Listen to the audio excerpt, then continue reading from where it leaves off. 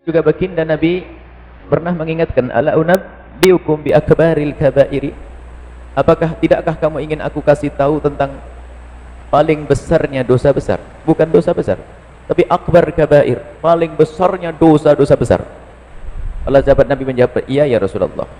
Lalu Nabi beritahu kepada para sahabat Nabi, termasuk dosa, bukan dosa biasa, dosa besar, dan bukan sekedar dosa besar, tapi paling besarnya dosa besar. Nabi menjawab, al-isyraku billahi, menyekutukan Allah Subhanahu wa taala, wa uququl walidaini, dan durhaka kepada kedua orang tua. Masalah durhaka kepada orang tua ini tidak cukup bisa kita hafal dengan otak kita. Akan tapi kita harus mencoba merasakan bagaimana sih berbakti. Sebab berbakti bukan urusan otak. Berbakti adalah urusan hati. Kalau urusan otak semuanya mengerti, semuanya paham. Kalau seandainya ada di buku, di kertas ujian, ada sebuah pertanyaan bagaimana hukumnya berbakti pada orang tua, semuanya akan bisa menjawab, dan jawabannya pasti benar, yaitu akan menjawab berbakti pada orang tua hukumnya adalah wajib. Akan tapi pada kenyataannya, sudahkah kita berbakti pada orang tua kita dengan sesungguhnya? Hati-hati bahwa orang tua ini, satu sisi beliau adalah sebab keberkahan hidup. Akan tapi kalau kita salah urusan dengan beliau-beliau, maka itu sebab kehancuran hidup kita. Orang tua adalah, disebutkan juga, ada berita tentang Ramadan ini juga. Saja yang aku amini adalah yang pertama, malaikat tidak masuk surga dengan kedua orang tuanya, maka terkutuklah manusia itu. Maknanya apa? Jika ada seorang anak yang masih diberi oleh Allah bapak ibu, sebetulnya dia telah diberi pintu surga seluas-luasnya. Lah kok tidak dimasuki? Terkutuklah manusia itu.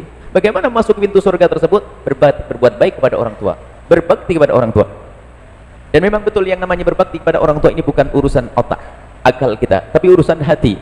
Bagaimana urusan hatimu dengan ibunda kita dan ayahanda kita? Mari kita coba renungi bagaimana urusan seorang anak kepada ibundanya. Yang namanya berbakti adalah urusan halus. Yang jelas begini, bahwa kalau orang pengen berkah hidup adalah dengan orang tua. Tapi sebaliknya, siapapun yang menjalani hidup dengan menyakiti orang tua, durhaka kepada orang tua, maka ketahuilah kehancuran adalah akan selalu mengiringinya. Sebab disabdakan oleh baginda Nabi, kullu dzambin yuakhirullahu 'uqubatahu yaumal qiyamati. Semua dosa itu oleh Allah akan diakhirkan hukumannya nanti di akhirat. Illa uququl walidaini, kecuali durhaka kepada orang tua, fa innallaha yu'ajjiluhu fid dunya qabla al-mamati. Allah akan dahulukan hukumannya di dunia sebelum mati. Jadi kalau durhaka kepada orang tua itu hukumannya akan diberikan oleh Allah di dunia sebelum di akhirat. Na'udzubillah. Kalau mungkin dia seorang pengusaha, maka ketahuilah usahanya akan hancur. Tidak bisa tidak. Kalau ternyata dia masih berjaya dengan usahanya, padahal dia durhaka dengan orang tua, maka ketahuilah Allah akan kirim istri yang kurang ajar kepada dia. Kalau ternyata istrinya juga baik-baik, istrinya baik-baik, Allah akan kirim anak yang kurang ajar, bahkan lebih kurang ajar daripada dia.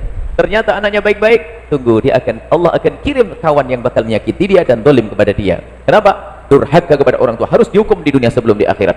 Maka dari itu ayo kita cermati urusan kita dengan ibunda kita, ayahanda kita.